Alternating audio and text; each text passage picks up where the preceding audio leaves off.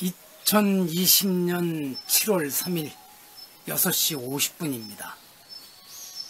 날짜가 잘 갑니다. 원래 오늘 오후에 귀한 손님들이 오기로 했었는데 그 일정을 일주일 미루고 그것도 다른 곳에서 모임을 갖기로 했습니다. 방어제 친선 방문은 다시 날짜를 정하기로 했습니다. 어제 일기에도 올렸습니다만 작년 6월 말에 가게 정리하면서 2층에 있던 연구실의 책들, 경전과 사전, 또 가장 자주 보는 책들이 주로 거기 있었는데 그것을 대형 박스 15개에 담긴 채로 아예 1년 동안 풀지도 못하고 있었습니다. 엄두도 안 나고 어디다 어떻게 정리를 해야 될지 그랬었는데 그저께 선문고사께서 예전에 범항사에서 쓰던 인법당으로 쓰던 큰 방에 이것저것 지저분하게 서울 침들이 와서 쌓여 있었는데 한 80% 정리를 해주셨습니다. 그래서 저 책장 짜놓은 데다가 책 옮겨다 꽂아야지. 그래야 이쪽도 보기 좋고 저쪽도 좋고 편할 거 아니냐 해가지고 어제 아침에 그쪽 청소를 좀 하고 제가 버려야 될 건 버리고 그러고서 틈나는 대로 옮겨서 15박스 중에 7박스를 책을 풀어서 큰 방으로 옮겨서 꽂았습니다. 그렇게 되니까 보기도 좋고 요즘 주로 낮 동안 거주하는 공간에 책박스가 쌓여서 간신히 저 하나 움직이고 책이나 읽고 그랬는데 이제 오늘 아마 정리하면 그 방은 좀 더 여유가 있어서 혹시 누가 오더라도 하룻밤 정도 묵어갈 수 있는 게 될 것 같습니다. 하여튼 제가 자주 스님 좋아하는 말입니다만 저는 뭐 깨달음 이런 건 꿈도 못 꾸고 일상생활에서도 도노 점수를 좋아합니다. 정리를 해야지 했으면은 이렇게 한꺼번에 안 하고 하나하나 이렇게 해갑니다. 어제 모처럼 제가 혼자 엄두도 못 내던 일들을 이렇게 좋은 인연들이 있어서 도와줘서 용기를 내서 힘을 내서 하게 됐습니다. 어제 지금 정부 여당이 자기들이 아주 세상의 인물로다가 변호하고 옹호하면서 검찰총장을 시켰는데 윤석열 씨를 어떻게든지 거기 몰아내느라고 아주 전력 투구를 하고 있는 모습입니다. 국회 법사위가 어떻게 여당이 검찰총장 빨리 물러나라는 소리를 계속하고 있고 장관이라는 사람은 진짜 엉뚱하게 얼굴을 표독스럽게 해가지고 공격을 해내고 빨리 그만두라는 압력을 넣고 있는데 제가 그래서 과거 이건 조금 이따가 다른 얘기 할지 해야 되겠습니다. 그렇게 하고 천주교 정의구현사재단이 옛날에 유신 시절부터 큰 역할을 많이 했었는데 실은 몇 해 전 한만삼 신부인가요? 정의구현사재단 멤버인 사람이 남수단에서 봉사하러 갔던 여성 신도를 성폭행하려고 몇 번 시도했던 사건이 터졌을 적에 이제 간단한 문서 하나 덜렁 내놓고 어떤 일도 하지 않았습니다. 그리고 대구대교구나 청주대교구, 인천교구에서 벌어지고 있는 진짜 입에 담기 어려운 부정과 비리 이런 문제에 대해서도 입을 꼭 다물고 있었습니다. 근데 이번에 삼성 이재용 씨 구속을 시키지 않는 것으로 됐다 그래서 거기에 대해서는 성명서를 냈더라고요. 그래서 제가 어제 일기에 그랬습니다. 정구사가 오래간만에 목소리를 냈다. 반가운 일이다. 하지만 정구사는 가이사 세속의 일에는 정의를 세워야 한다는 목소리를 내면서 교회 내부에서는 정의와 어긋나는 일이 아무리 많이 나와도 입을 꾹 다문다. 그래서 자칫하면 바둑판에 훈수꾼 같다는 비판을 받아도 뭐라 답변할 수 없는 상황을 맞이하고 있는 것이 아닌가. 제가 보기엔 그렇습니다. 많은 사람이 그렇게 생각을 할 것이라고 봅니다. 지금 또 부동산 대책을 요란스럽게 발표했는데 그러고서도 그냥 마구 뛰는 모양입니다. 값이. 또 전월세까지 들썩이고. 심리가 그렇죠. 정부에서 부동산에 대한 강력한 조치를 취할 것이라는 소리가 나오면 그것이 굳어지기 전에 빨리 이런 심리가 있어서 지난 수십 년간 노태우 정부 쪽부터 시작해서 부동산 가격은 바로잡겠다. 앞으로 우리나라 이 땅에 대한민국의 부동산 투기 같은 것은 없다. 이래고 공급을 노태우 시절에 신도시 여러 군데 만들었죠. 공급을 늘리고 또 뭐 다주택에 대해서는 과세 정책을 실시하고 이런다고 요란을 떨 적마다 오히려 시장은 요동치고 마구마구 뛰었습니다. DJ 정권 때도 그렇고 노무현 정권 때도 그랬죠. 지금 또 그러고 있습니다.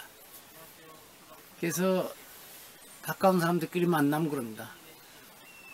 정부가 오히려 그렇게 요란스러운 대책을 발표하지 않으면 된다. 그리고 저도 그럽니다. 세금을 매겨야 될 거 있으면은 세금 때리겠다고 말하지 말고 과세를 하라는 겁니다.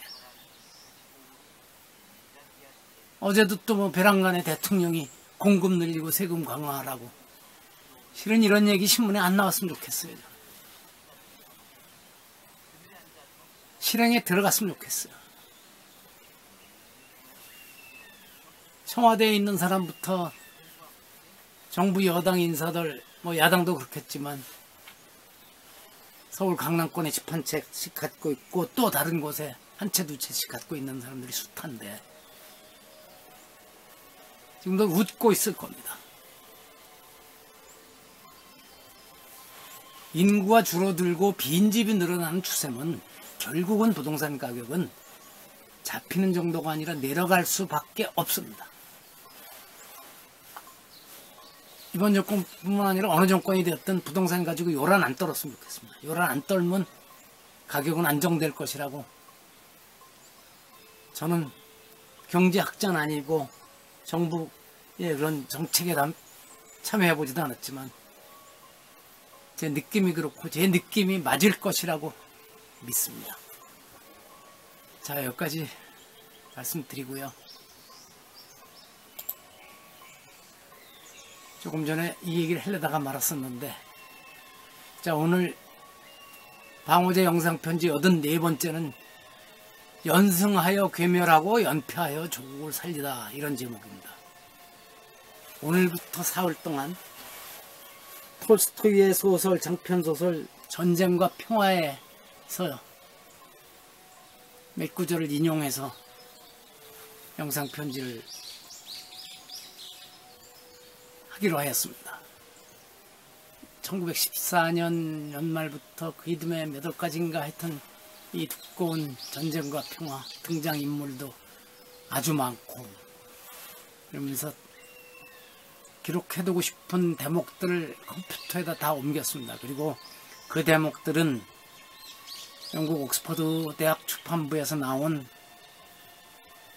영어 번역본 같은 대목을 찾아서 밑에 달았습니다. 이게 아무리 봐도 제가 읽은 동서문화사판이 일본어 번역본을 중역한 것으로 보여서 확인하기 위해서 그렇습니다. 자, 오늘은 전쟁과 평화 동서문화에서 나온 거 2권 1462쪽에 나옵니다. 프랑스군은 연승을 한 결과 완전히 괴멸해버렸고 러시아군은 연패를 한 결과 적을 전멸시키고 조국에서 내쫓아 버렸다. 프랑스군은 전투에서는 계속 이기고 전쟁에선 졌는데 러시아는 전투에선 계속 지고 전쟁에선 이겼다. 그런 얘기가 있죠. 로마 제국 그 시대에 거의 유일한 제국이었습니다만 중국에는 진한 제국이 있었죠. 로마는 전투에선 져도 전쟁에선 이긴다고. 그런데 이 프랑스군과 비슷한 게 아마 나중에 나치 독일도 또 거의 비슷한 상황이었을 거예요. 초반에는 소련을 거의 그냥 속전속결로 밀고 들어가서 겨울이 오기 전에 소련을 무너뜨릴 것이라고 호언장담할 정도로 상황이 전황을 유리하게, 독일 쪽에 유리하게 끌고 왔었는데 결국은 지고 말았죠.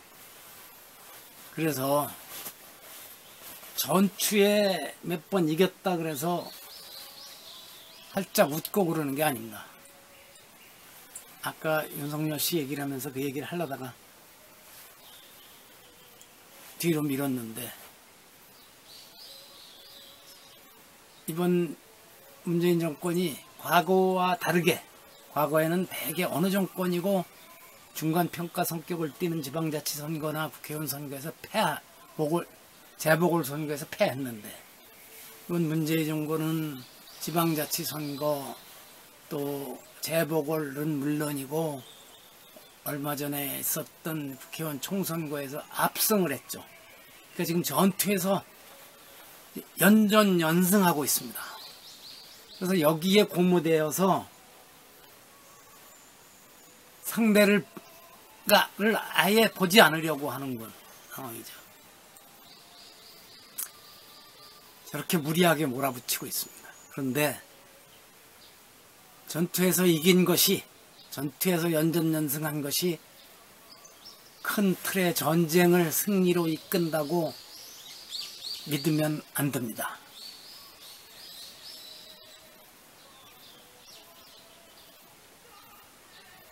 이건 역사에서 큰 사례가 그렇게 보여주고 있습니다. 오늘 이 대목뿐만 아니라 이 전쟁과 평화, 제가 내용을 기록해놨던 걸 어제 아침에 쭉 보니까 톨스토이가 군사 전략가는 아닌데 아주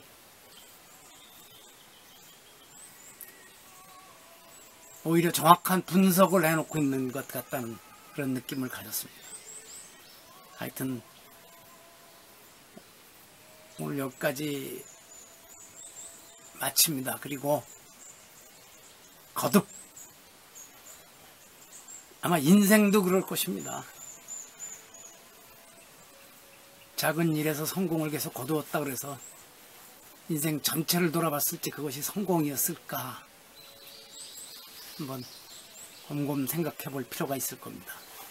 또 살아오면서 작은 일들에 계속 실패하고 이랬다 해서 그것이 인생 전체의 실패이냐? 그렇지 않을 수 있다는 생각을 합니다. 이건 저에 대한 합리화일지도 모릅니다. 여기서 마칩니다.